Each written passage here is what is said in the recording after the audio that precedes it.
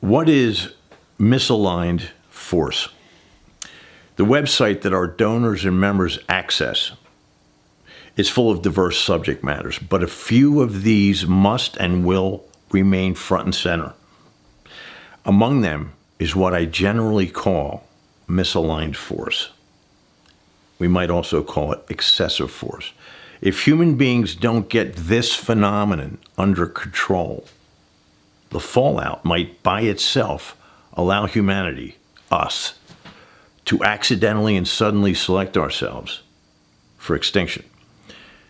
There's that awful phrase, human extinction. If you suddenly wish to find the nearest exit at this point, it means that you are very normal. Who wants to discuss the idea of human extinction? Here's what I have to say about that, and I say it with respect. Someone has to think about it, and that someone is Noēsis. As we ponder this possible fate, will we be planning the most comfortable crash course for humanity? Quite the opposite. We'll be planning our active avoidance of that fate. That very hopeful and sincere mission should be enough to keep you listening. I am forsworn to go to my grave in attempting to actively steer around the possible but wholly unnecessary end of our species for my children and yours. This isn't intended to alarm anyone. If you're uncomfortable, try to hover over your discomfort as I make a few central observations. Folks, the idea that humanity cannot select itself for extinction by its own hand is preposterous. What supports such a statement? How's this? It's known that 95% of the species that ever existed on planet Earth are now extinct. If we're keeping score, that number comes in at a cool 5 billion species. Since the dawn of life here on Earth, 5 billion species have checked in and then subsequently checked out. In all cases, their demise was traceable to any number of things that made their continuing existence unsustainable. Do you still think that humanity is immune to this fate? Well then, how about this?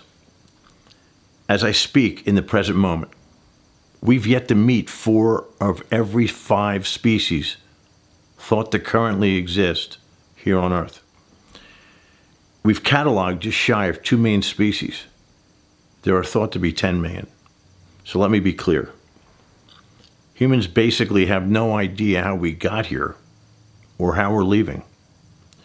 That would naturally ignite an existential crisis for sentient beings like us. We ponder our own existence. We now need to summon the courage to ponder the end of our existence. So let's not fret over our growing sense of free fall. Instead, let's get busy managing it with the specific intent of surviving. Let's not hide from these realities. Let's instead own them, and by extension, let's choose action-based methodology in avoiding a wholly unnecessary fate. My message once again arrives at hopeful and remedial. In order to survive ourselves, let's first pretend that we didn't.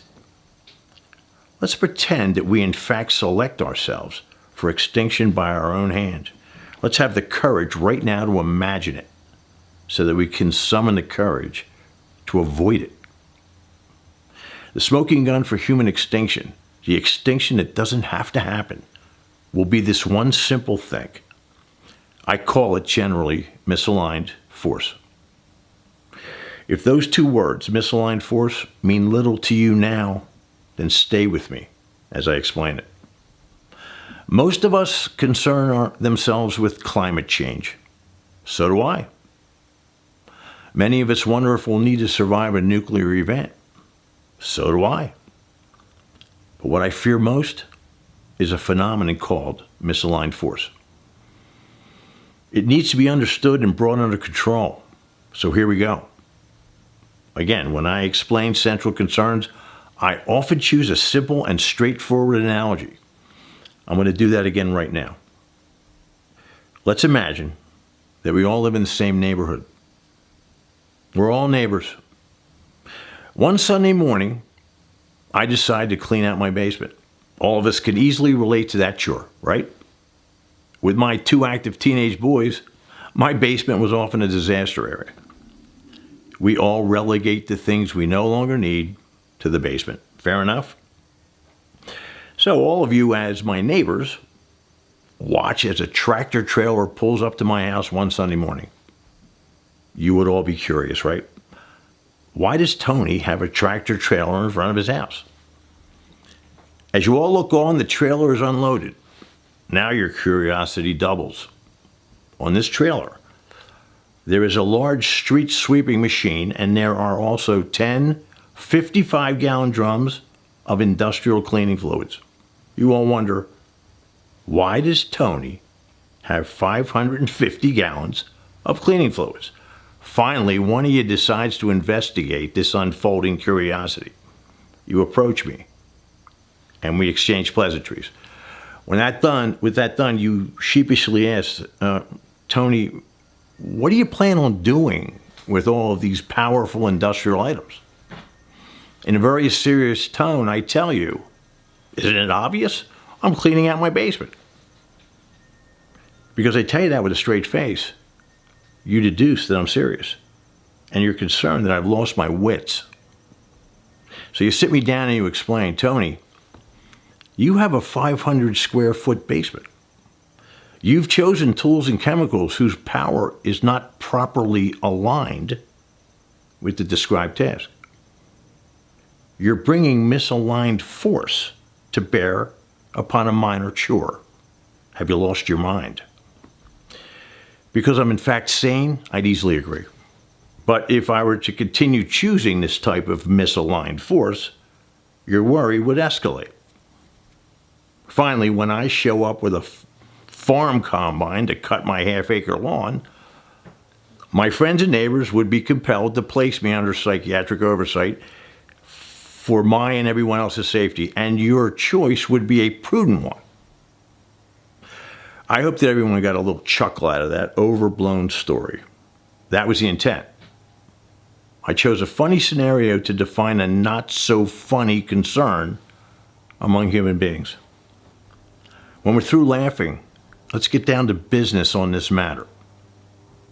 My story is not so silly when we realize that human beings routinely bring misaligned force against other human beings in solving our ongoing and endless conflicts. In fact, I'll go much further. Misaligned force all over the world, in its many forms, is killing our species. What do I mean?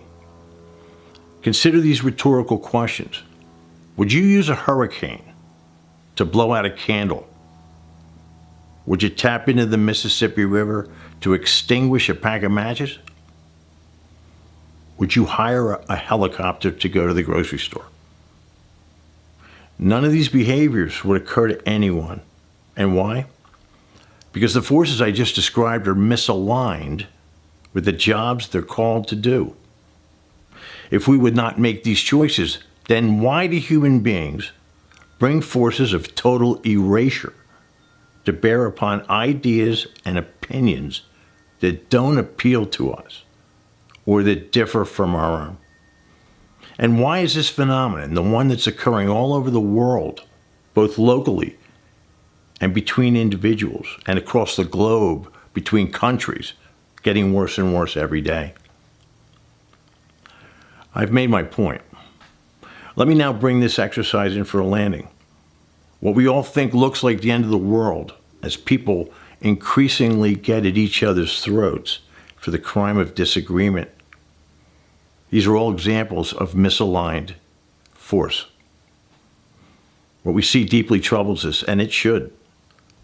It will trouble us less when we reveal what's at the heart of it. It's this. as we all watch with increasing concern as things fall apart around us. We're not seeing what we think we're seeing. Increasingly extreme human behavior reveals a species that's behaving normally. You didn't see that interpretation coming, did you?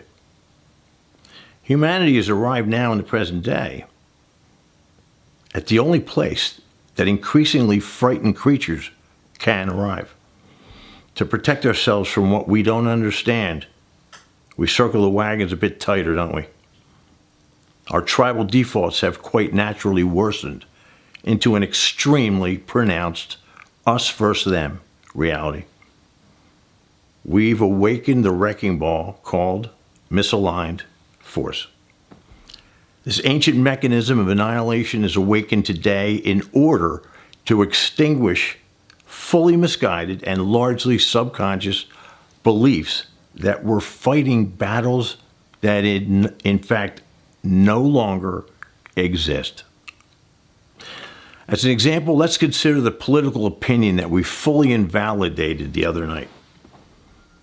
Why would we fully extinguish the opinion of another as if it were an insect, unless we're misinterpreting what we're looking at?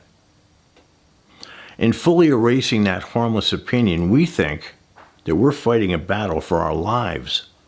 Why? Because these subconscious forces of protection that rule over us have no capacity to modulate their behavior. They know only one thing: to fully vanquish that which threatens them.